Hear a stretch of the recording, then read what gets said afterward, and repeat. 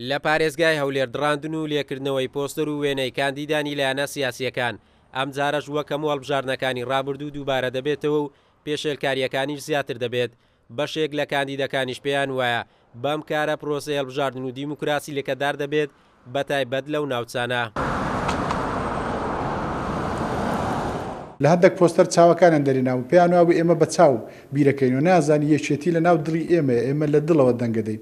ئەگەر چاوەکانیش لە ڕسمەکان دەربێن و دەستەکانیشمان لابن و هەموو شتەکانی کەش لابن ئێمە ئەو دەنگە هەردەبین و ئەو جارە یەکێتی دەکەینەوە یەکێتەکەی جاران ئەو یەکێتیەی کە لە ڕابردوو لە ئێستا و لە داهاتوش تاکە هێزەکە بتوانی بەو خەڵکە بڵێن نەخێر بەو خەڵکە چاواشەکارە بێ بەسە یاخود ئەو یەکێتی کە توانی سنوور بۆ هەندێک کەس دابنێ کە ویستی ئەو وەزع بەلا ڕێدا بە.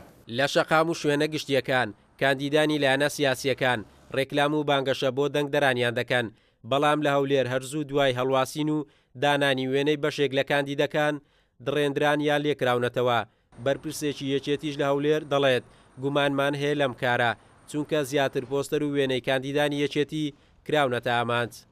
یەکێتی نیشتیمانی کوردستان بە هەموو پێوەرەکان بەپێی هەموو ئەو ڕاپرسیانێک کە کرایە دەنگ و پێگەی یەکێتی نیشتیمانی کوردستان ڕوو لە هەڵکشانە.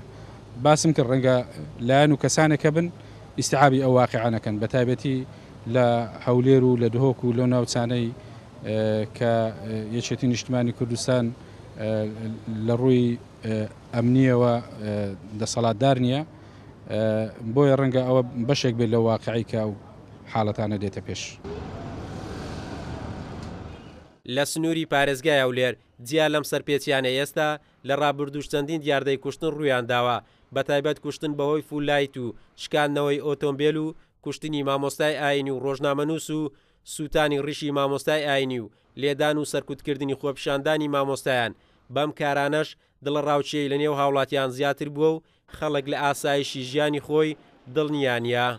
قارەمان جەوهەر، کورسات نیوز، هەولێر.